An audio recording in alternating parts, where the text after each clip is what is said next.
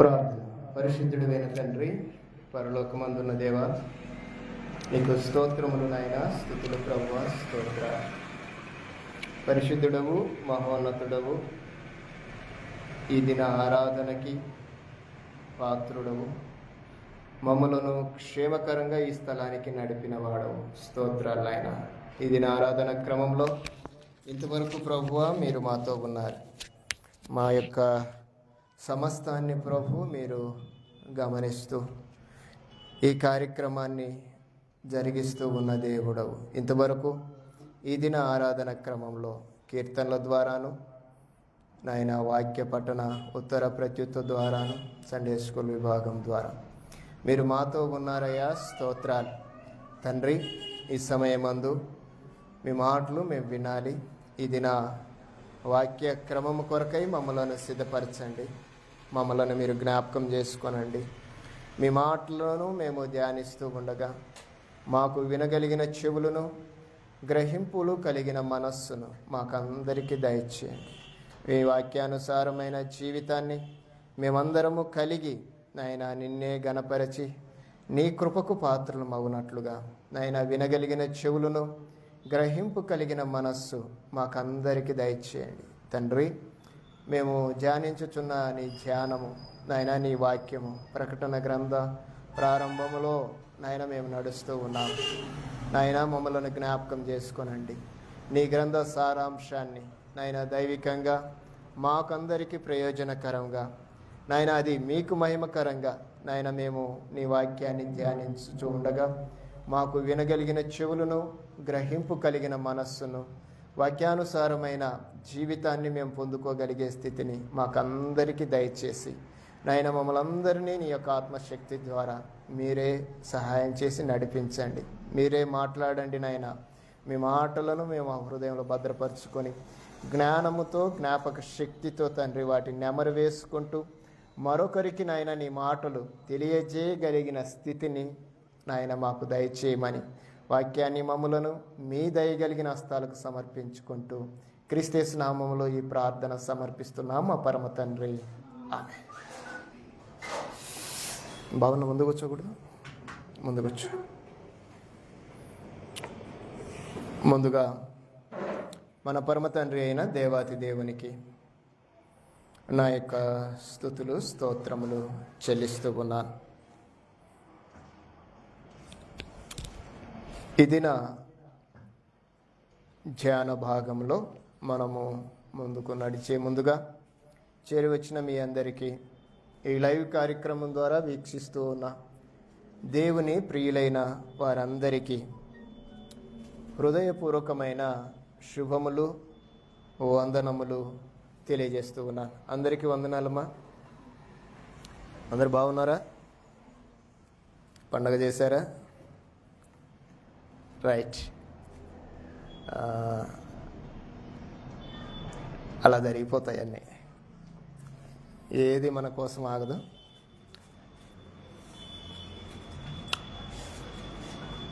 వాక్యానుసారమైన క్రమంలో మనము నడవాలంటే కొన్ని త్యాగం చేయాలి. మేము మీకు ముందుగానే చెప్పాను, పరలోకానికి మనం వెళ్ళాలంటే భూ సంబంధమైనవి కొన్ని త్యాగం చేయాలి. అవి ఏవైనా. నన్ను చాలామంది అడిగారు ఎందుకని అలా అని. ఏమో అంతే అన్న. ఎందుకని అంటే ఏమో అంతే అని చెప్పా. ఏమో అనేదానికి ఒక వాక్యం వాళ్ళకి ఇచ్చి దీనికి గురించి ఒకసారి ఆలోచన చేయండి అని చెప్తే నిజం కదా అన్నారు. అన్న మరుక్షణము వారు కూడా వాక్యానికి ఆహ్వానించి వారు మెసేజ్ చెప్పడం జరిగింది. ఏదేమైనా దేవుడు తన పని తాను జరిగించుకుంటూ వెళ్తాడు. ఏది ఏమైనా మనుషులు తాము అనుకున్నది తాము జరిగించుకుంటూ వెళ్తారు. ఏది ఏమైనా సాతాను అనేవాడు తన క్రియలను తాను చేస్తూనే వెళ్తాడు. ఇక్కడ ఏదేమైనది కామన్ కాదు. అది ఒక్కటి కామన్ అనుకుంటే జరిగేటివన్నీ కామన్. కానీ ఇక్కడ మనుషులు, దేవుడు, సాతాను, ఈ ముగ్గురు ఉన్నారు. ఈ ముగ్గురిని గురించి మనం ఎక్కడున్నామో తెలుసుకోవాలి.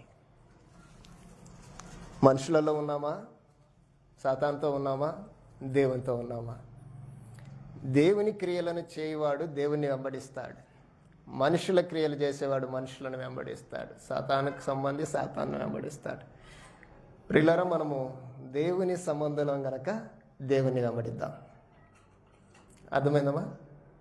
మనము దేవుని సంబంధం గనక దేవుని వెంబడిద్దాం. దేవుని వెంబడించటం అంటే వాక్యాన్ని వెంబడిద్దాం, అంతే. వాక్యాన్ని అనుసరిద్దాం. వాక్యమే దేవుడు కదా. మనకేమైనా క్లారిఫికేషన్ కావాలా? ఆది యందు వాక్యం ఉండెను, వాక్యము దేవుని యొద్ద ఉండెను, వాక్యము దేవుడై ఉండెను. ప్రియులారా, ఈ విషయాన్ని మనం మనసులో పెడదాం. వాక్యమై ఉన్న దేవుణ్ణి మనం వెంబడిద్దాం, వాక్యాన్ని అనుసరిద్దాం, వాక్యానుసారమైన జీవితాన్ని మన జీవితాల్లోనికి ఆహ్వానించుకుందాం. అట్టి స్థితి దేవుడు మనందరికీ దయచేయనుగాక. ఆమేన్. మన ధ్యాన భాగంలో ప్రకటన గ్రంథ బయలుపాటుని మనము ధ్యానిస్తూ ఉన్నాం. గతంలో అంటే గత వారంలో మీతో ప్రాముఖ్యమైన విషయాలని నేను చెప్పి ఉన్నానని అనుకుంటున్నాను. కొన్ని ప్రాముఖ్యమైన విషయాలు మీతో నేను పంచుకున్నాను. ఏవైనా మీకు అర్థం కాకపోతే మరలా మనము మన వీడియోలోనో యూట్యూబ్లోనో వాటిని చూడటానికి అవకాశం కూడా దేవుడు దయచేశాడు. ఎందుకంటే మీడియాని ఇలా కూడా మనం వాడవచ్చు అనేది నా ఆలోచన, అంతే. అది దేవుని ఆలోచన నేను చెప్పను, నా ఆలోచన. ఎందుకంటే చాలామంది చూస్తున్నారు, కొంతమంది కొన్ని విధాల కామెంట్స్ కూడా పెడుతున్నారు. ఏదేమైతే నేను చూస్తున్నారు. రైట్.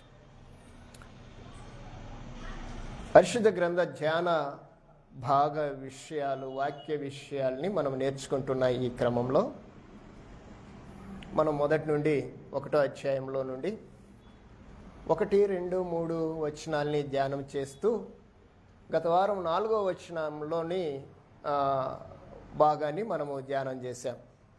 అక్కడ టైటిల్ ఏంటంటే ఈ ప్రకటన గ్రంథము లేకుంటే ఈ శుభవర్తమానానికి మూలాధారము ఏంటి, దేని మీద ఈ పుస్తకం రాయబడింది, దీనికి మూలం ఏంటి అనే దాని గురించి 4 నుండి 6 వచనాలని ధ్యానం చేశాం. 4 నుండి 6 వచనాల్లో ఒకే మాటని మనం ధ్యానించటానికి మన సమయము సరిపోయింది. ఏంటి ఆ సమయం అంటే, ఆయన మనలను తన తండ్రి అయిన దేవునికి ఒక రాజ్యముగాను యాజకులుగాను చేసెను అని చదువుతూ కొలసీలకు రాసిన పత్రిక 1వ అధ్యాయం 13వ వచనాన్ని కోడ్ చేస్తూ కొంచెం మనం ధ్యానం చేశాం. దాని గురించి మీకు వివరణ ఇచ్చాను, కంక్లూజన్ ఇస్తాను. పరలోకమందున్న దేవుడు ఈ లోకంలో తన సామ్రాజ్యాన్ని స్థాపించాలని, తన సామ్రాజ్యాన్ని అది యుగయుగములు నిలవాలని కోరుకున్న క్రమము ఈ చివరి దినాల్లోది కాదు. ఈ చివరి దినాల్లోది అయితే కాదు. మరి ఎప్పటిది అంటే, ఇది భూమి పుట్టినాల నుంచి తన యొక్క ఆలోచన అలాగూ కొనసాగిస్తూనే వస్తూ ఉన్నాడు. దీని గురించిన కొంత వివరణ దానియేలు గ్రంథంలో పూర్తిగా తెలియజేశాడు. ఆ రాజ్యం ఏంటో తెలియజేశాడు. 2వ అధ్యాయం 44వ వచనం దానియేలు గ్రంథంలో ఆ మాటను మనం ధ్యానించి మిగతా వచనాల్లోకి మనము ప్రకటన గ్రంథం దగ్గరికి వద్దాం. ఆ రాజుల కాలములలో, బాగా వినాలి, పరలోకమందున్న దేవుడు ఒక రాజ్యమును స్థాపించును, దానికెన్నటికి నాశనము కలగదు. ఆ రాజ్యము దాన్ని పొందిన వారికి గాక మరెవరికి చెందదు. అది ముందు చెప్పిన రాజ్యములన్నింటినీ పగులగొట్టి నిర్మూలము చేయును గాని అది యుగ యుగముల వరకు నిలుచును. ఒకంత ధ్యానం చేద్దాం. అందుకే మనం ప్రకటన గ్రంథం ధ్యానించే ముందుగా దానియేలు గ్రంథాన్ని కొంచెం చూడటానికి పెట్టుకున్నాం అద్దంలాగా. ఎందుకంటే ప్రకటన గ్రంథాన్ని తీసుకెళ్ళి దానియేలు గ్రంథం దగ్గర పెడితే కొంచెం దగ్గరగా పోలికలు కనిపిస్తాయి. పోలికలే కాదు, డైరెక్ట్గా అది కనిపిస్తుంది. ఇప్పుడు ఈ 6వ వచనంలో ప్రకటన గ్రంథం 6వ వచనం చివరగా చెప్పిన మాటని మనం ఆలోచన చేద్దాం. అప్పుడేమన్నాడు? అది ఫ్యూచర్. ఇప్పుడు క్రీస్తుకు పూర్వము 600 సంవత్సరాలు అంటే 6 శతాబ్దాల కంటే ముందుగా ప్రవచించిన ప్రవచనము దానియేలు గారు ప్రవచించారు. అవునా? దానియేలు గారు ప్రవచించిన ప్రవచనాన్ని అంటే మీకు మరలా చెప్తున్నాను, దానియేలు గ్రంథము ఎప్పుడు రాయబడింది అంటే ఆ కాలానికి ముగింపులో రాయబడింది. ఏ కాలానికి? ధర్మశాస్త్ర కాలానికి ముగింపులో రాయబడింది. మరి ప్రకటన గ్రంథం ఎప్పుడు రాయబడింది? ఈ యుగానికి ముగింపులో రాయబడింది. అదే మనం గతంలో చూసాం. అది అలాగా మనం దాన్ని చూడటానికి ప్రయత్నం చేశాం. ఆ ముగింపులో జరిగిన సంగతులని ఈ ముగింపులో ప్రస్తావించటము, మనం దాని గురించి ధ్యానం చేయటము చాలా ఉన్నతమైనది. రాజ్యము, గత కాలంలో మీతో చెప్పాను రాజ్యము అంటే ఏంటో, రాజ్యానికి రాజు ఎవరో, రాజ్యములో ప్రజలెవరో, చట్టం ఏంటో తెలుసుకున్నాం. ఆ రాజ్యంలో ఈయన చెప్పినట్లుగా ప్రవచన నెరవేర్పుని మనం కలిగి ఉన్నాం. మనము కూడా ఆ రాజ్యాన్నే కలిగి ఉన్నాము. ఆ రాజ్యంలో మనమందరము కూడా యాజకులు. ఎవరమ్మా యాజకుడు? అప్పట్లో ఎవరు యాజకుడు? దేవుడు ఏర్పరచుకున్నవాడే యాజకుడు. వారిలో ప్రత్యేకించబడినవాడు ప్రధాన యాజకుడు. ఇప్పుడు అందరూ యాజకులే. అవునా కాదా? దేవుడు ఎంత గొప్ప భాగ్యాన్ని ఇచ్చాడు. అప్పుడు ఒక్కడే ప్రార్థన చేయాలి. నేను ఏదైనా తప్పు చేస్తే నేను యాజకుడికి చెప్తే, ఆ యాజకుడు పోయి ప్రధాన యాజకుడికి చెప్తే, ఆ ప్రధాన యాజకుడు ఈ లిస్ట్ అంతా తీసుకొని సంవత్సరానికి ఒక్కసారి పరిశుద్ధ స్థలంలోకి వెళ్ళి వీళ్ళందరి కొరకు రక్తము చిందించి ఆ రక్తాన్ని తీసుకెళ్ళి ఆ పరిశుద్ధ స్థలంలో మందసం ఎదుట పెట్టి వీళ్ళందరి కొరకు విజ్ఞాపన చేసేవాడు. ఈ విజ్ఞాపన చేసే లోపే మరలా వీళ్ళు యథాస్థితి తదారాచ ఇలాంటి క్రమం అంతటిని చూసిన దేవుడు ఫైనల్గా ఒక మాట చెప్పేశాడు, మీ కొరకు మరొకరు చేస్తే మీరు ఇది చేస్తున్నారు, మీరే యాజకులు అని చెప్పేశాడు. ఒక మాట చెప్పమంటారా? ఒక దొంగతనం చేశాడట. ఈయన దొంగతనం నుంచి మానిపియాలని ఆలోచన చేశాడంట ఆ యజమానుడు. ఏం చేయాలి ఇప్పుడు? దొంగతనం నుంచి మానిపించాలంటే ఒక దొంగతనం చేస్తున్నాడమ్మా, ఏం చేయాలి? అతన్ని మానిపించాలంటే యజమానుడు ఏం చేయాలి? లేదు ఆ దొంగ చేతికే తాళం ఇవ్వాలి. మనం దొంగలమే, అవునా కాదా? ఎందుకంటే తప్పు చేస్తుంటాం, మళ్ళీ దేవుని దగ్గరికి వస్తాం. ఇలా కాదు అని దేవుడు ఆలోచన చేసి, ఎందుకంటే తప్పు చేసి మరొకరు చెప్పేస్తే అమ్మాయ నా భారం తీరింది అనుకుంటున్నారు. ఆ రోజు జరిగింది అదే. ఈడ పొరపాటు చేయటము, యాజకుని దగ్గరికి వెళ్ళటము, క్షమాపణ పొందటము, మరలా రావటము, మరలా పండు. అలా కాకుండా, ఎందుకంటే యాజకుడు తప్పు చేయడానికి వీల్లేదు, యాజకుడు పొరపాటు చేయడానికి వీల్లేదు. యాజకుడు ఎవరంటే దేవుడు ఏర్పరచుకున్నవాడు, ఒక ప్రత్యేకమైన జనంగా ఏర్పరచుకున్నాడు. ఎందుకంటే నేనే మీకు స్వాస్థ్యం అని చెప్పినాడు దేవుడు వారిని. అలాంటి తత్వాన్ని ఏం చేశాడంటే దేవుడు ఇలా మానవుల్ని వాళ్ళు వీళ్ళు వేరుగా పెడితే బాగుండదని ఈ నూతన నిబంధన ప్రారంభంలో అందరినీ యాజకులుగా చేసేసాడు. అంటే అర్థం ఏంటంటే ఎవ్వరు కూడా ఇక తప్పు చేయకూడదు అనేది దేవుని యొక్క ఆలోచన. అలాంటి ఆలోచనతోనే యాజకులుగా చేసిన వారిని ఆయన రాజ్యంలో ఉంచాడు. దేవుడు కుమారునికి రాజ్యమునిస్తే ఆ రాజ్యాన్ని కుమారుడు మరలా తండ్రి అయిన దేవునికి అప్పగించటానికి సిద్ధపడుతున్నాడు. నా మాటలు అర్థం చేసుకోండి అమ్మా. దేవుడు కుమారునికి రాజ్యాన్ని సిద్ధపరిచి ఇస్తే ఆ రాజ్యము పరిపూర్ణముగా చేసి మరలా తండ్రి అయిన దేవునికి ఆ రాజ్యాన్ని మరలా ఇవ్వటానికి ఇష్టపడుతున్నాడు. మరి తండ్రి అయిన దేవుడు రాజ్యాన్ని ఎలా ఇచ్చాడు అంటే అది ఎన్నటికీ నాశనము లేనిది, యుగ యుగములు నిలిచేదాన్ని దేవుడిస్తే అలాంటి రాజ్యాన్ని మరలా ఆయన ఏం చేస్తున్నాడంటే దేవునికి అప్పగించబడుతున్నాడు. ఆ రాజ్యమే సంఘము. మీకు అర్థమైందమ్మా? రైట్.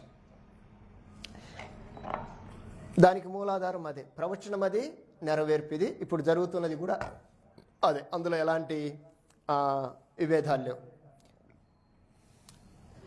ఈ శుభవర్తమానం మూలాధారం ఏంటంటే ఆసియాలో ఉండబడిన 7 సంఘాలు.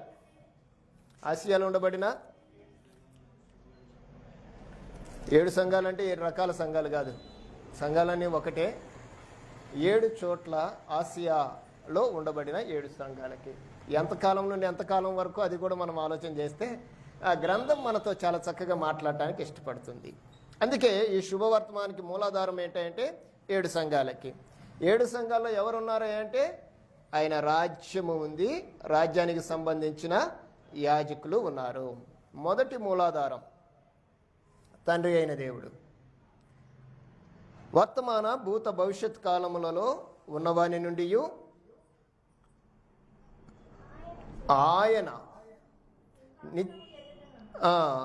ఇక్కడ ఒక్కటే ముందుగా ఎవరికి అంటే వర్తమాన తండ్రి అయిన దేవుడు వర్తమాన భూతకాల భవిష్యత్తులలో ఉన్నవాని యందు అభినయించబడెను అని రాయబడింది. అంటే తండ్రి అయిన దేవుడు వర్తమాన భూత భవిష్యత్ కాలములలో ఉన్నవానిగా అభినయించబడ్డాడు. అంటే అర్థమేంటి? వర్తమాన భూత భవిష్యత్ కాలంలో ఉన్నవాడు అంటే అర్థమేంటి? నిన్న నేడు నిరంతరం ఉండేవాడు, అంటే నిత్యము ఉన్నవాడు, ఉండువాడు అని అర్థం. దేవుడు అంటే అర్థం ఏంటంటే నిత్యము ఉన్నవాడు, ఉండేవాడు. అందుకే ఆయనను గురించి మొదట పరిచయం చేస్తూ వర్తమాన కాల భూత భవిష్యత్తులో ఉన్నవాడు అని రాశాడు. ఆయన ఎవరు? మొదటి మూలాధారం ఎవరు ఈ గ్రంథానికి? తండ్రి అయిన దేవుడు. రెండవ మూలాధారం ఆయన సింహాసనము ఎదుట నున్న 7 ఆత్మల నుండి, అనగా 7 ఆత్మలంటే 7 ఆత్మలంటే 7 రకాల ఆత్మలనే.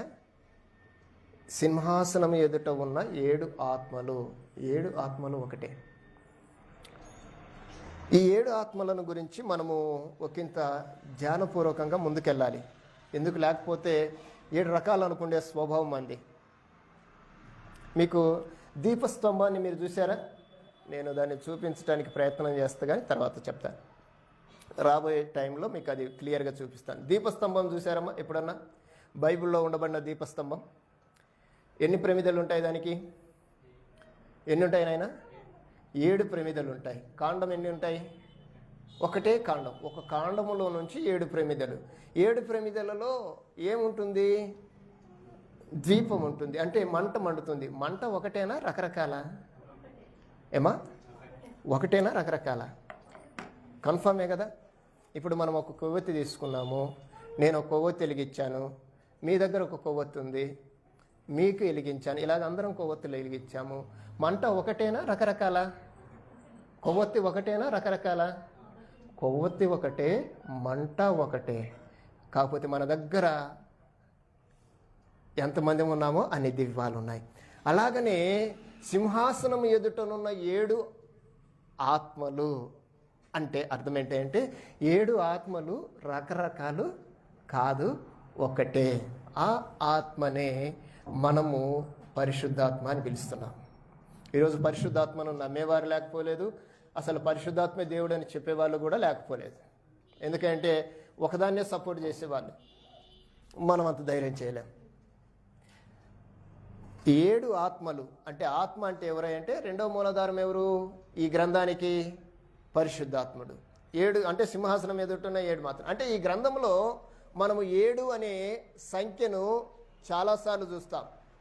ప్రకటన గ్రంథంలో 7 అనే అంకె లేకుంటే సంఖ్య మనం చూస్తే 7 ఆత్మలు, 7 సంఘాలు, 7 ద్వీపవృక్షములు, 7 దూతలు, 7 దూతలు, 7 బూరలు, 7 తలలు, 7 కిరీటములు, 7 పాత్రలు, 7 తెగుళ్ళు అనే మాటలు మనం చూస్తాం. 7 అనే అంకె దేనికి గుర్తు అంటే పరిపూర్ణతకు గుర్తు. ఈ సృష్టి చేయబడిన దినాలు 6 అయితే మరొక దినం ఉంది, అది 7వ దినం.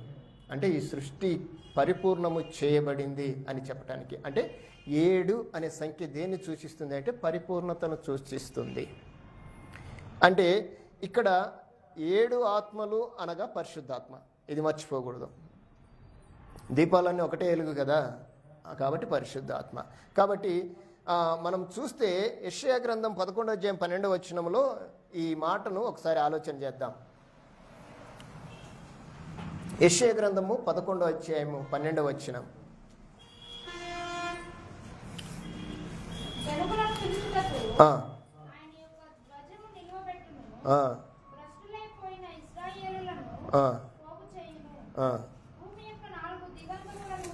రైట్.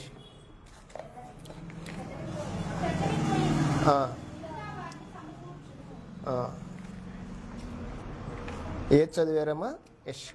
యెషయా గ్రంథము 11:12. ఒక్క నిమిషం అమ్మా, నేను అక్కడికి వస్తున్నా.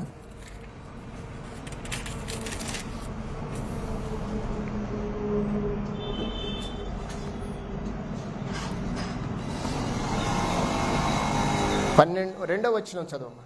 11 కాదు 2, 12 కాదు 2, క్షమించాలి. యెహోవా ఆత్మ జ్ఞాన వివేకములకు ఆధారమగు ఆత్మ, ఆలోచన బలములకు ఆధారమగు ఆత్మ, తెలివిని యెహోవా ఎడల భయభక్తులను పుట్టించు ఆత్మ అతని మీద నిలుచును. ఇది ప్రభు అయిన యేసుక్రీస్తు వారిని గురించి మాట్లాడుతూ ఆత్మను గురించి ఇక్కడ మెన్షన్ చేశాడు. అది ఏంటంటే యెహోవా ఆత్మ అని రాయబడింది. మనలో ఏ ఆత్మ ఉంది? మనలో ఉన్న ఆత్మ ఏంటమ్మా? మనలో ఏ ఆత్మ ఉంది?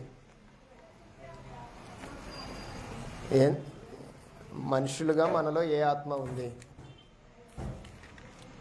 ఏ ఆత్మ ఉంది మనలో?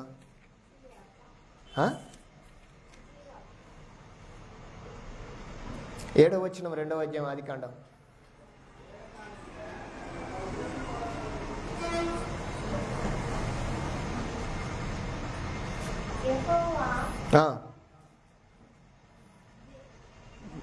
మీరు చదవాలి.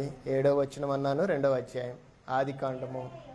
దేవుడైన యెహోవా నేల మట్టితో నరుని సృజించి జీవవాయువును ఊదగా నరుడు. మనలో ఏ ఆత్మ ఉంది? ఏ ఆత్మ ఉందమ్మా? జీవాత్మ. ఎవరిచ్చారు ఇది? దేవుడిచ్చాడు. దేవుడిచ్చిన ఆత్మ ఏంటంటే మనకిచ్చిన ఆత్మ జీవాత్మ. అలానే గ్రంథకర్త మాట్లాడుతూ అక్కడ చెప్పిన మాట ఏంటంటే యెహోవా ఆత్మ, అది పరిశుద్ధాత్మ. మీరు రెండింటిని క్లారిఫికేషన్ చేసుకోవాలి. ఎలాగ దీన్ని మనము ఆలోచన చేద్దాం? జీవాత్మ కలిగిన మనము పరిశుద్ధాత్మను కూడా కలిగి ఉన్నామా లేదా? లేకపోతే ఇబ్బంది పడతాం. అమ్మా, జీవాత్మనే కలిగి ఉన్నామా? పరిశుద్ధాత్మను కూడా కలిగి ఉన్నామా?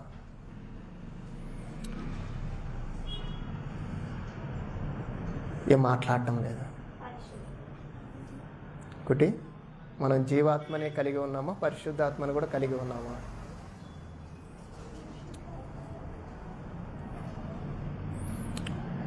చరిత్రలో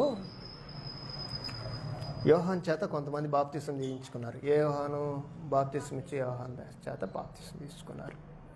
వారు అలాగా ప్రభుతో కొనసాగించబడ్డారు. ఎందుకంటే యోహాను వారిని చూపిస్తూ, వారిని బాప్తిసం ఇచ్చిన వారిని చూపిస్తూ, ఇదిగో దేవుని గొర్రెపిల్ల, ఆయనను వెంబడించండి అంటే ఆయన్ను వెంబడిస్తూ వచ్చారు. యేసు ప్రభు చనిపోయాడు. సమాధి చేయబడి తిరిగి లేచి పరలోకానికి ఆరోహణ అయ్యాడు. సంఘము ప్రారంభించబడింది పెంతెకొస్తు దినాన. పెంతెకొస్తు దినాన బాప్తిసాలు జరిగాయి.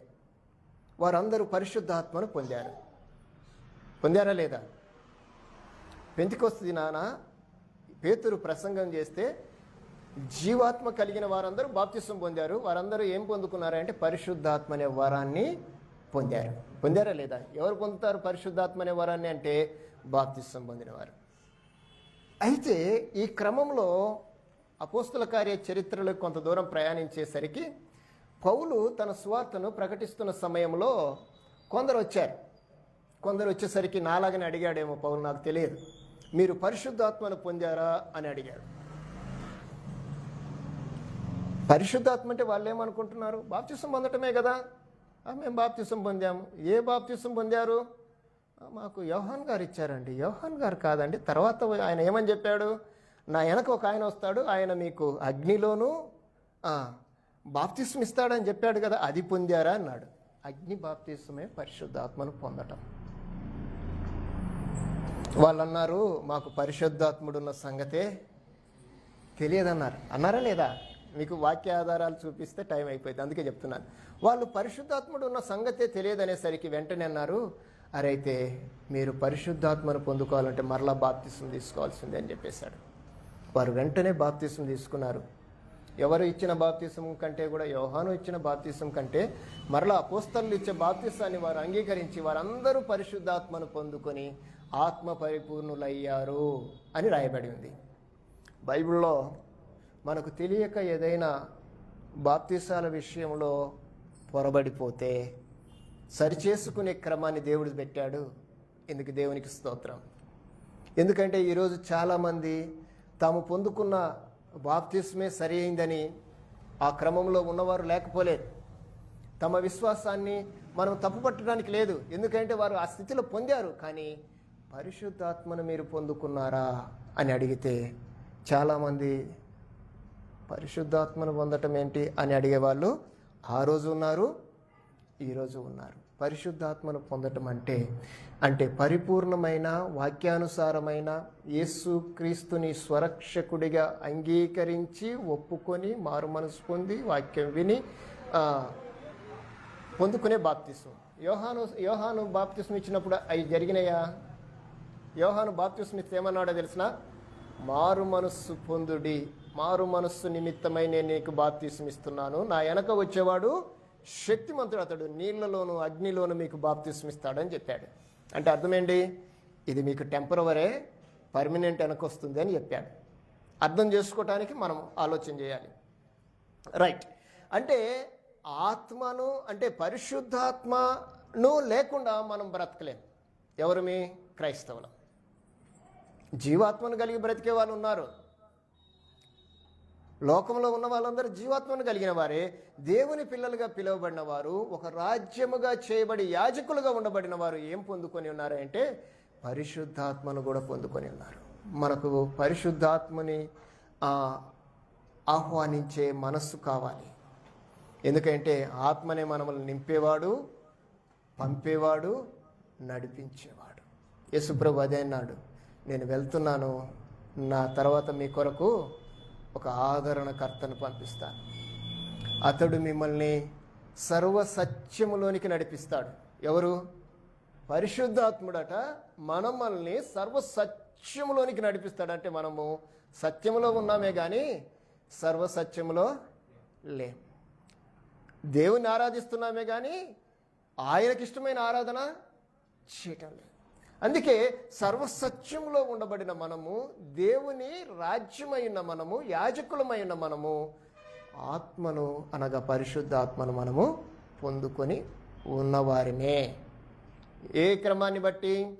యేసు క్రీస్తు వారు అనుగ్రహించిన ఆ కార్యాన్ని బట్టి, నాడు అపోస్తలులు ఆదిమ సంఘము కలిగి ఉన్న విధానాన్ని బట్టి, నేడు మనుషులు కల్పించిన పద్ధతులను బట్టి కాదు. కొరింథీయులకు పౌలు రాస్తూ ఏమని రాశాడంటే మనమల్ని గురించి మాట్లాడిన మాట ఏమన్నాడో తెలుసమ్మా మీకు? 3:16 మొదటి కొరింథీయులకు రాసిన పత్రిక మొదటి కొరింథీయులకు రాసిన పత్రిక 3:16 ఇది మనకు సుపరిచితం. మీరు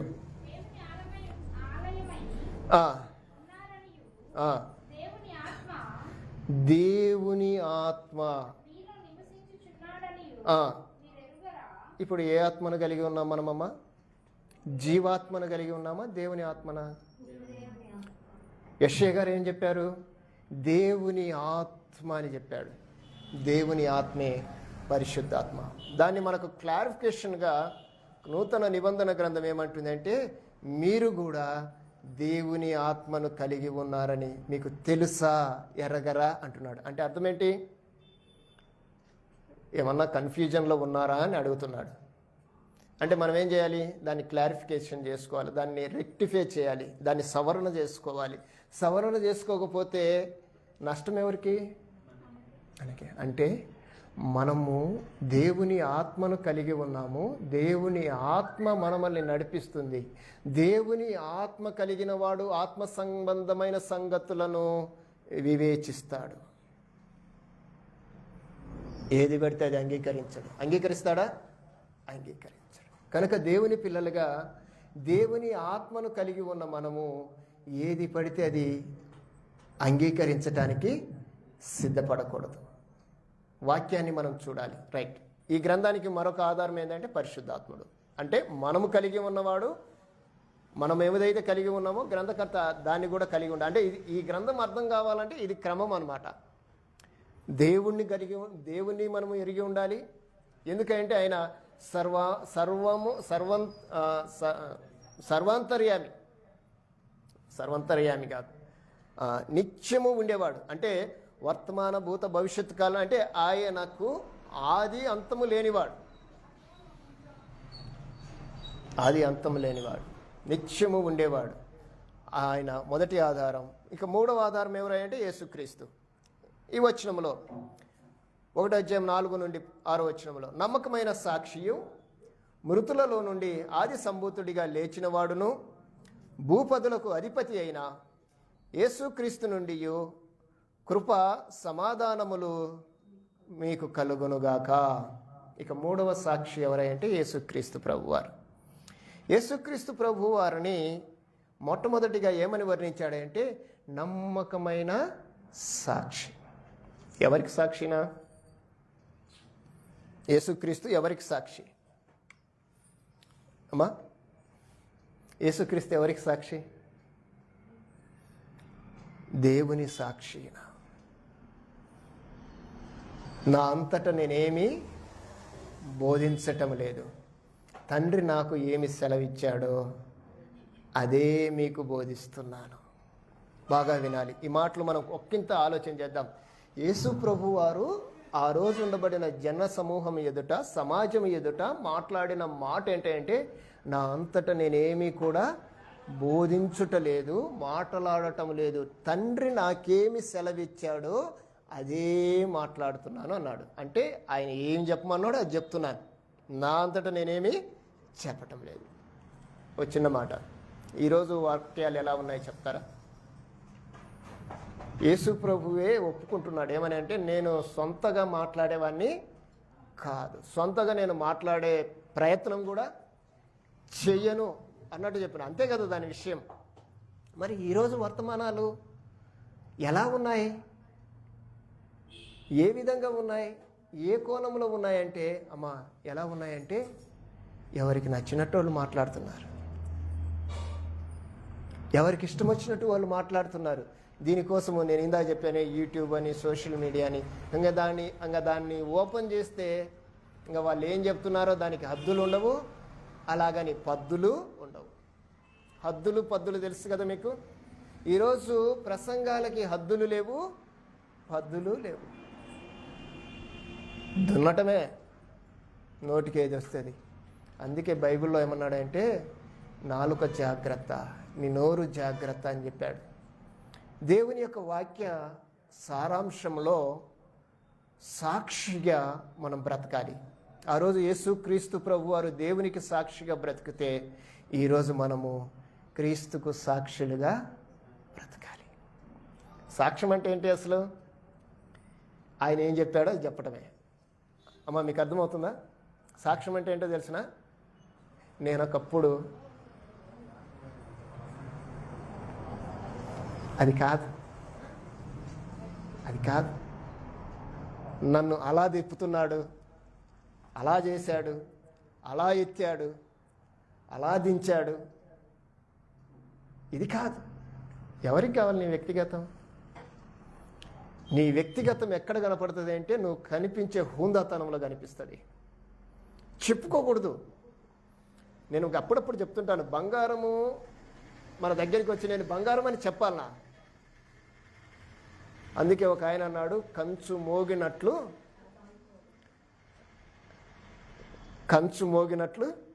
అంటే అర్థం ఏంటి? విలువలేంది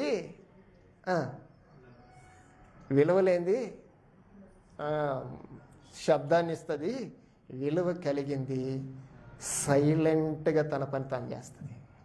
దాన్ని ఎవరు నువ్వు తక్కువ అని చూపించాల్సిన అవసరం లేదు.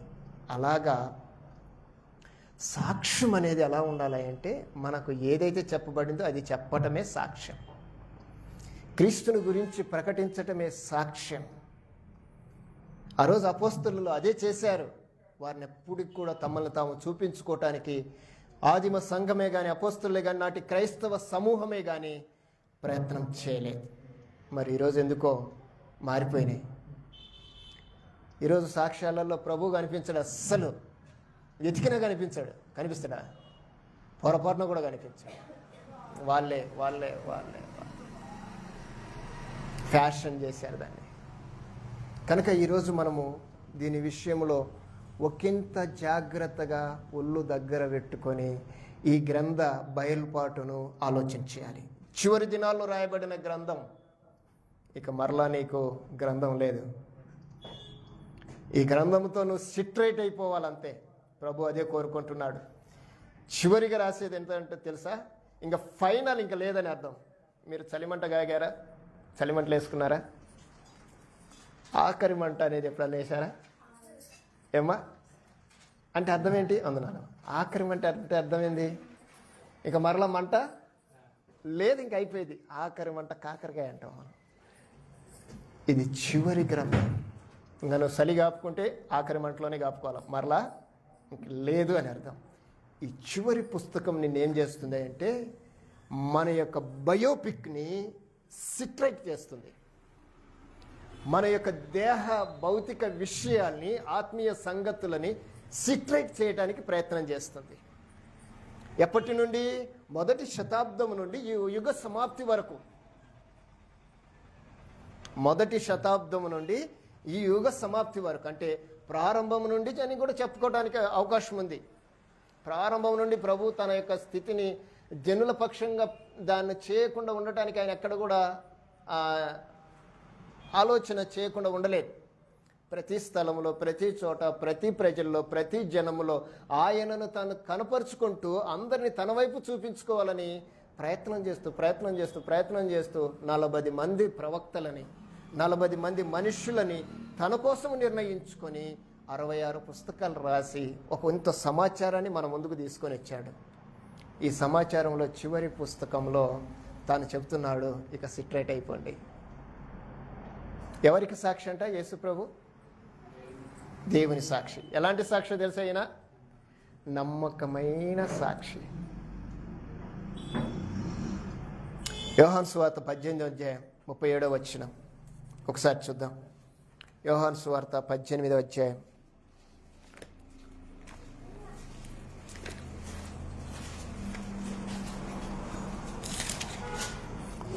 37వ వచనం.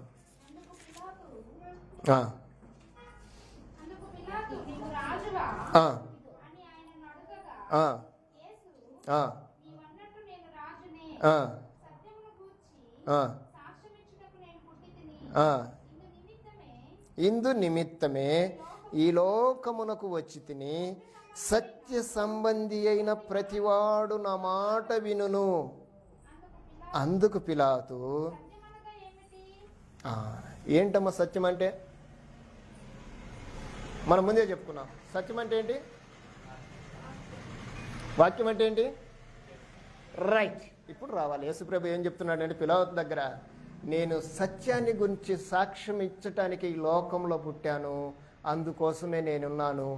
నా సత్య సంబంధి అయిన ప్రతివాడు నా మాట వింటాడు అన్నాడు.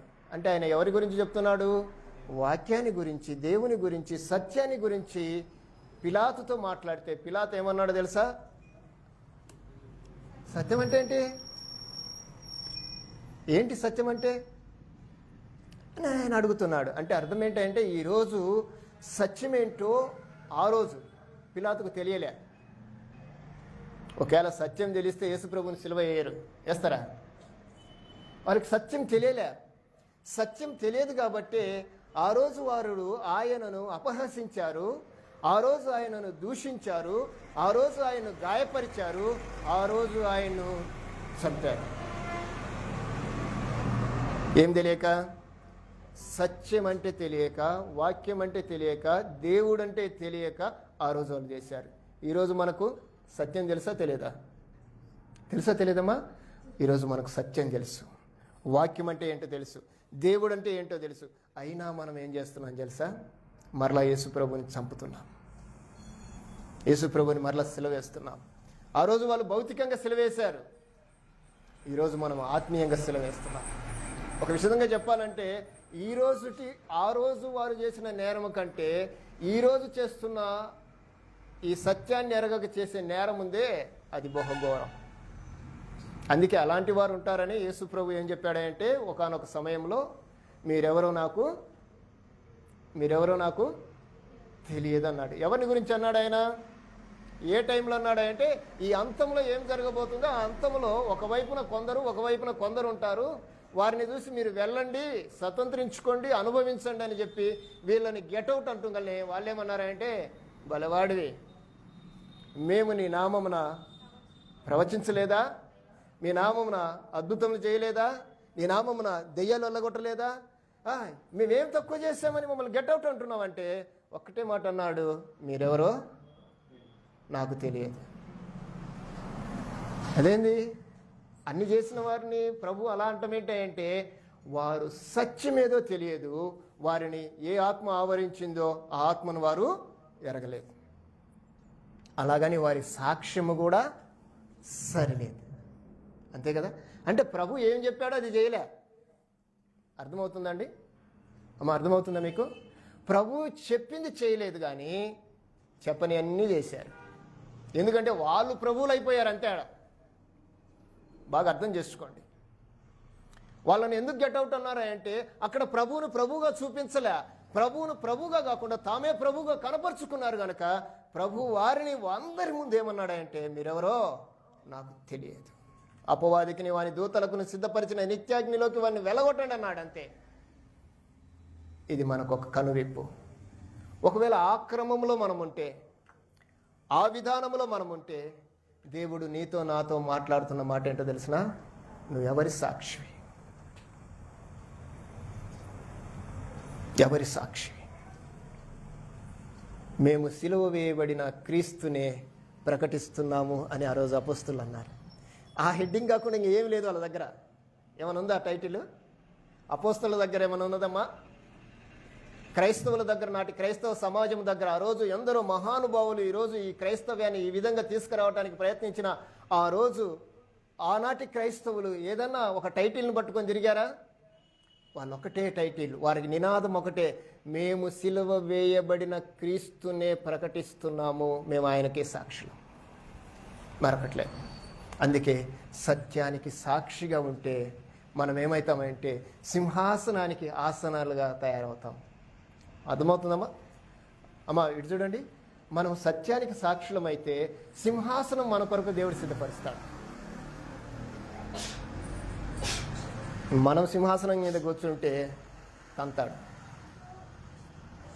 ఇదే జరిగింది ఒకరోజు పరలోకంలో. అక్కడదంతే ఇక్కడ పడ్డాడు. కానీ ఆయన ఆ టైంలో చివర్లో జరిగేది ఏంటో తెలిసిన? అక్కడదంటే అగ్నిగుండంలో పడతాం. వాడన్న సేఫ్టీ ప్లేస్లో పడి భూలోకాన్ని మాయ చేశాడు. అక్కడ మాయ చేయడానికి ఏం లేదు, కాలిపోవటమే. అగ్ని ఆరదు, దేన్ని విడిచిపెడితే? సత్యాన్ని విడిచిపెడితే, దేవుణ్ణి విడిచిపెడితే, వాక్యాన్ని వదిలిపెడితే. కానీ ప్రభువు అది చూయించాడు. ఆయన అన్నాడు, నేను సత్యాన్ని సాక్ష్యం ఇవ్వటానికే పుట్టానే తప్ప మరొక దానికైతే కాదు. నేను రాజునే నువ్వు అన్నట్టుగా అన్నాడు. ఆయన అన్నాడు, సత్యం అంటే ఏంటి అంటే, సత్యం అంటే తెలియని వారు లేకపోలేదు కనుక మనము ఆ సత్యాన్ని మరొకరికి తెలియచేయాలి. ఇదే అధ్యాయంలో 17 అంటాడు, ఇదే యోహాను సువార్తలో, సత్యమందు వారిని ప్రతిష్ఠ చేయుము, నీ వాక్యమే సత్యము అంటాడు. సత్యములో మనం ప్రతిష్ఠించబడాలి. మన మెమొరీ సత్యములో ఫీడ్ అయిపోయి ఉండాలి. అర్థమవుతుందా? ఇప్పుడు మెమొరీ కార్డు తెలుసు కదా, మెమొరీ కార్డులో ఏం ఫీడ్ అయి ఉండాలంటే సత్యం ఫీడ్ అయి ఉండాలి. మీకు అర్థమవుతుందమ్మా? మన మైండ్లో వాక్యం ఫీడ్ అయి ఉంటే ఆన్ చేస్తే ఏమొస్తుంది? వాక్యం వస్తుంది కదా. అర్థమవుతుందా మీకు? నీ మెమొరీలో ఏం ఫీడ్ అయితే అది బయటకు వస్తుంది. నా మెమొరీలో ఏది ఫీడ్ అయితే అదే బయటకు వస్తుంది. కానీ దేవుడు అంటున్నాడు, మీ మెమొరీలలో ఏదైనా ఫీడ్ అయితే దాన్ని డిలీట్ చేసేసి సత్యాన్ని ప్రతిష్ఠించండి. మీరు సత్యానికి సాక్షులుగా బ్రతుకుతారు. మరొక దాన్ని మీరు ఫీడ్ చేసుకున్నారనుకోండి, డిస్టర్బ్ అవుతారు. అంతే కదా? రెండు కలిసి ఉండలేవు. రెండు కలిసి ఉండటానికి వీలు పడదు. ఎందుకంటే ఆత్మీయత శరీరము మధ్య ఎప్పుడు గొడవలే. ఆత్మ దేహానికి, దేహము ఆత్మకు మధ్య పోరాటమే. కానీ ఈ దేహము సిట్రైట్ అయి ఉండాలి అంటే సత్యం ఫీడ్ అయి ఉండాలి. తర్వాత ఈయన నమ్మకమైన సాక్షి. ఎవరికి సాక్షి? దేవుని సాక్షి. దేవుడు అంటే వాక్యము, వాక్యం అంటే సత్యము. రైట్. తర్వాత రెండవది, మృతులలో నుండి లేచినవాడు. మృతులలో నుండి లేచినవాడు అంటే అర్థం ఏంటి? ఆది సంభూతుడిగా లేచినవాడు అనే వాక్యమునకు సమయ సందర్భమునకు విషయము కాకుండా కాలమును బట్టి ఈయన మొదటగా లేచినవాడు. నేను ఒక విషయాన్ని మిమ్మల్ని అడుగుతాను. యేసుక్రీస్తు ఒక్కడే లేచాడా మృతులలో నుండి? ఇంకెవరైనా లేచారా?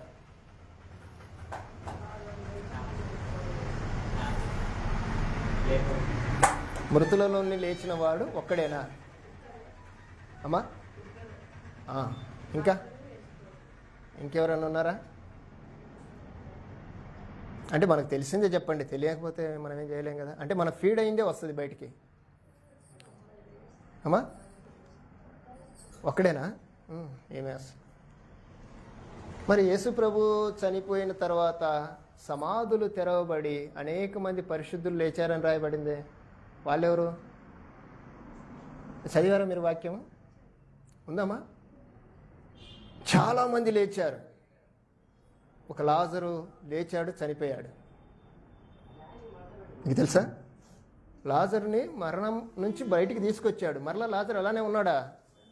చనిపోయాడు. అంటే మృతుల నుంచి లేచినట్టు కాదు ఆయన. అనేక మంది పరిశుద్ధులు లేచారు, చాలామంది లేచారు. భూమి మీద మనం తెలిసింది ఇదే. కానీ యేసు ప్రభు చిలువ వేస్తుండగానే తెర రెండుగా చినిగింది, పైనుండి కిందికి. అనేక మంది పరిశుద్ధులు సమాధులలో నుండి బయటికి వచ్చారు, ఆ గ్రామాల్లో, ఆ వీధుల్లో తిరిగారని రాయబడింది. లేఖనం కరెక్టే కదా, వాక్యం కరెక్టే కదా అన్నప్పుడు ఎందరో లేచారు. కానీ లేచిన వారందరూ మరలా చనిపోయారు, మరలి కనిపించలే వాళ్ళు.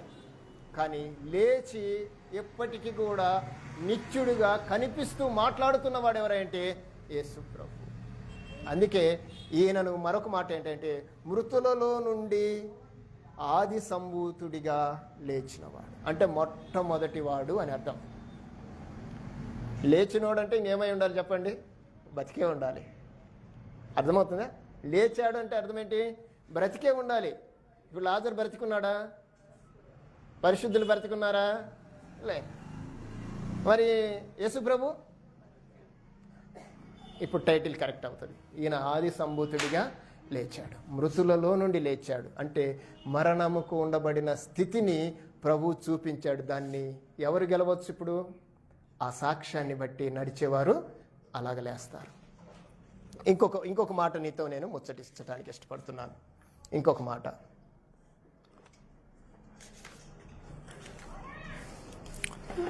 చూడండి ఒకసారి గ్రంథంలో కొరింథీయులకు రాసిన పత్రిక 15వ అధ్యాయం 1 కొరింథీ 15, 20, 23 చదువుతారా? ఇప్పుడైతే నిద్రించిన వారిలో ప్రథమ ఫలముగా క్రీస్తు మృతులలో నుండి లేపబడి ఉన్నాడు. మనుష్యుని ద్వారా గనుక మనుష్యుని ద్వారానే మృతుల పునరుద్ధానము కలిగెను. 23వ వచనం చదవమ్మా. ప్రతి వాడును తన వరసలో బ్రతికింపబడును. ప్రథమ ఫలము క్రీస్తు, తర్వాత క్రీస్తు వచ్చినప్పుడు ఆయన వారు బ్రతికించబడతారు. ఆయన వారు అంటమ్మా. ఎవరి వారు? ఎవరైతే క్రీస్తు వారై ఉంటారో వారు బ్రతికించబడతారు. ప్రథమ ఫలం ఎవరు? క్రీస్తు. కొలస్సీయులకు రాసిన పత్రిక 1:18 వచ్చిన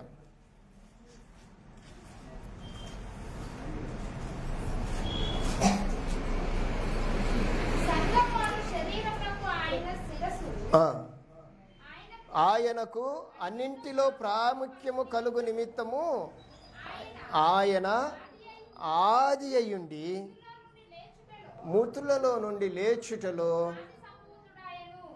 అంటే ఆయన ఏమై ఉన్నాడంటమ్మా? ఆది అయి ఉన్నాడు. అంటే అర్థం ఏంటి? ఆల్ఫా అయి ఉన్నాడు. అర్థమవుతుందా? అల్ఫా అంటే ప్రారంభము అని అర్థం. ప్రారంభమై ఉన్నాడు ఆయన. ప్రారంభమై ఉన్న ఆయన ఏమై ఉన్నాడంటే మృతులలో నుండి లేచుటలో ఆది సంభూతుడు. అంటే అర్థం ఏంటంటే మొట్టమొదటివాడు అని అర్థం. మృతులలో మొదటివాడు, ఈ సృష్టికి కూడా మొదటివాడు. యేసుప్రభువుని గురించిన ఒక లేఖనం. ఆయన సృష్టిలో మొదటివాడు, ఆదిలో మొదటివాడు. ఇంకొక వాక్య భాగాన్ని మీ ముందు నేను ఉంచి నేను ముందుకు నడుస్తాను. హెబ్రీలకు రాసిన పత్రిక 7వ అధ్యాయంలోకి ఒకసారి వస్తారా? నాతో పాటు కొంచెం ప్రయాణం చేయండి. హెబ్రీలకు రాసిన పత్రిక 7వ అధ్యాయం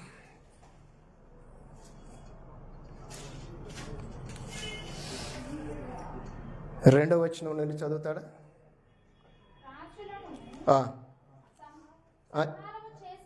రాజులను సంహారము చేసి తిరిగి వచ్చుచున్న అబ్రహామును ఎవడు కలుసుకొని అతన్ని ఆశీర్వదించెనో ఇచ్చెనో ఆ షాలేమి రాజును మహోన్నతుడైన దేవుని యాజకుడైన మెల్కీసెదెకుకు నిరంతరము యాజకుడిగా ఉన్నాడు. అతని పేరుకు మొదటగా నీతికి రాజనియు, తర్వాత సమాధానపు రాజనియు అర్థమిచ్చినట్టి శ్రేమేణము రాజని అర్థము. అతడు తండ్రి లేనివాడును, తల్లి లేనివాడును, వంశావళి లేనివాడును, జీవిత కాలమునకు ఆది అయినను జీవమునకు అంతమైనను లేని వాడునయ్యుండి. ఎవరిని పోలి ఉన్నాడంట? మెల్కీసెదెకు దేవుని కుమారుడు. అంటే యేసుప్రభు ఏమై ఉన్నాడని బైబిల్ చెప్తుంది. ఏమై ఉన్నాడో మనం ఎందుకంటే వాక్యము మనకు చాలా క్లారిఫికేషన్ ఇచ్చింది, చాలా క్లియర్గా రాశాడు. ఎక్కడ కూడా మనల్ని మభ్యపెట్టడానికి వాక్యం రాయబడలేదు. రాశాడా ఎక్కడన్నా? మీ కళ్ళు గంతలు కడుతున్నాను, మీకు అర్థం కాదు అన్నట్టుగా ఎక్కడ రాశాడా? ఏది కూడా మనమే అర్థం చేసుకోలేకపోతున్నాం అంతే. యేసు ప్రభు ఎలాంటి వాడంటే ఆదియు అంతము లేనివాడు. ఆయనను మనం ఈరోజు ఏం చేస్తున్నామో చెప్పండి? ఆయన ఏం చేస్తున్నామమ్మా? యేసుప్రభుని ఏం చేస్తున్నాం? మనం ఏం చేస్తున్నాం? బైబిల్ ఏం చేసింది, వాక్యం ఏం చెప్తుంది అనేది మనం ఆలోచన చేయాలి. మనం ఏం చేస్తున్నాం చెప్పండి యేసు ప్రభువుని? ఏం చెప్పరేంది? మనం ఏం చేస్తున్నాము యేసు ప్రభువుని?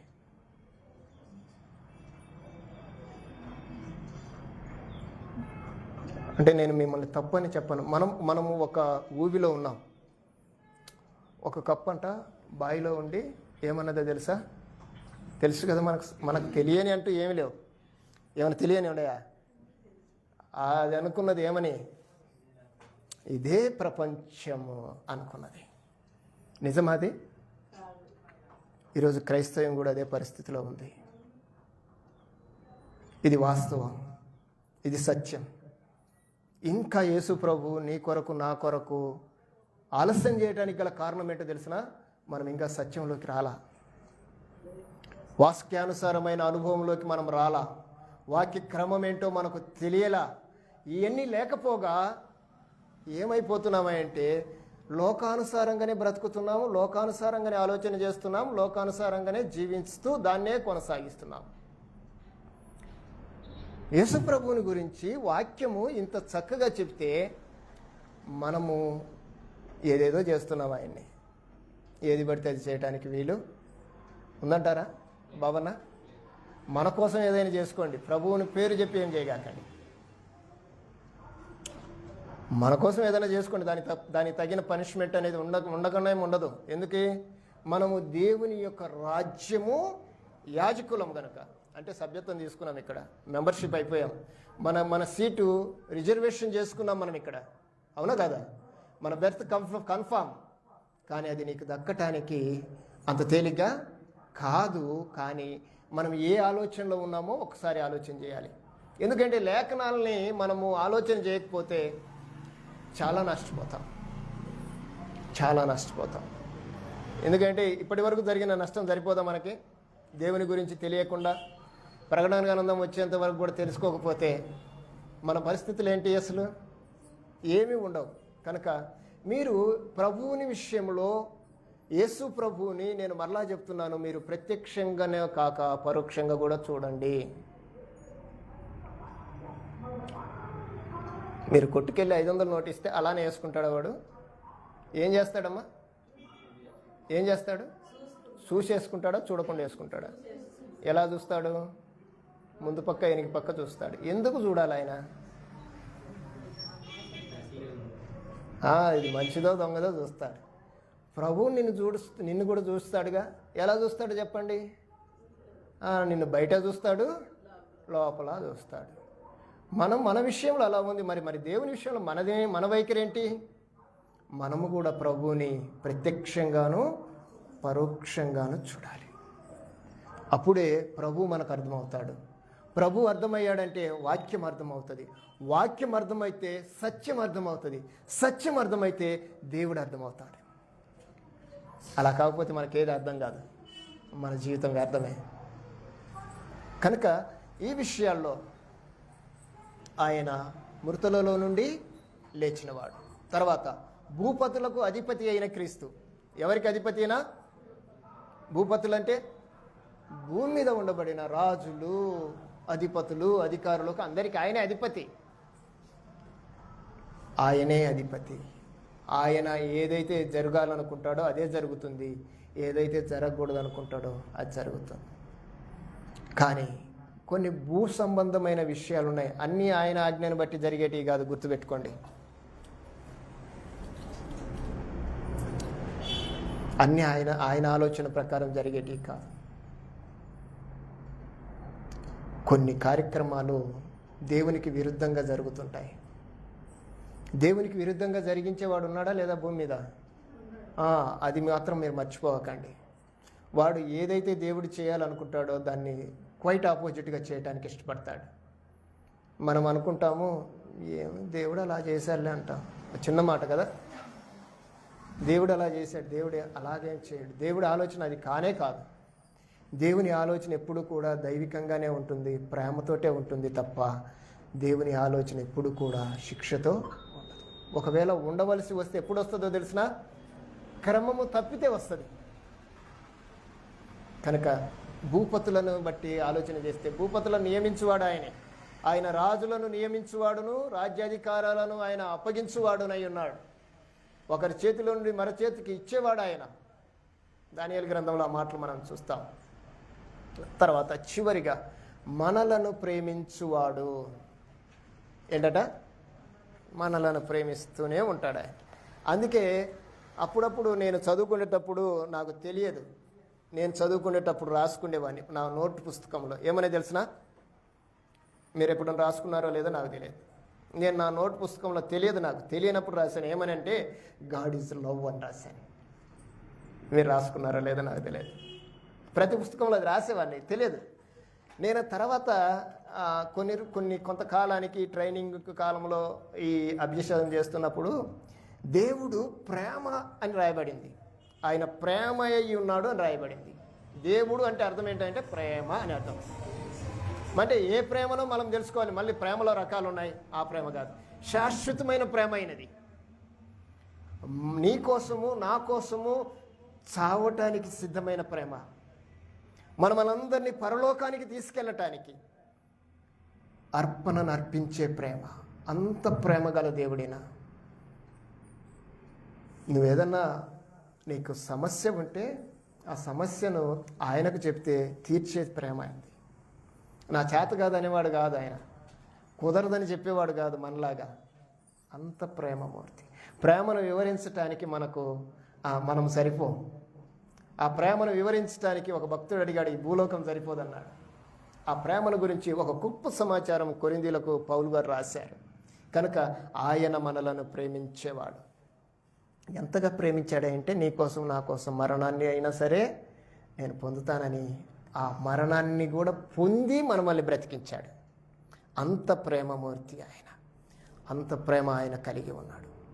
కనుక ఈ వచ్చిన భాగాల్లో మనము ముఖ్యాంశాలుగా అంటే శుభవర్తమానం మూలాధారాలు ఏంటంటే 7 సంఘాలు, తండ్రి అయిన దేవుడు, పరిశుద్ధాత్మ దేవుడు, యేసుక్రీస్తు ప్రభువారు. ఈ మూలాధారాలు. యేసుక్రీస్తు వారి గురించి కొన్ని వివరాలు మనం చూసాం. ఇకపోతే 7వ వచనం చదివి ముగించుకుందాం. ప్రకటన గ్రంథం 7వ అధ్యాయం 7వ వచనం. 1వ అధ్యాయం 7వ వచనం. ఇదిగో ఆయన మేఘారూరుడై వచ్చుచున్నాడు, ప్రతి నేత్రము ఆయనను చూచును, ఆయనను పొడిచిన వారు చూచెదరు, భూజనులందరూ ఆయనను చూచి రొమ్ము కొట్టుకొందురు. అవును, ఆమేన్. అంటే అలాగున జరుగునుగాక అంటున్నాడు. ఏం జరుగునుగాక?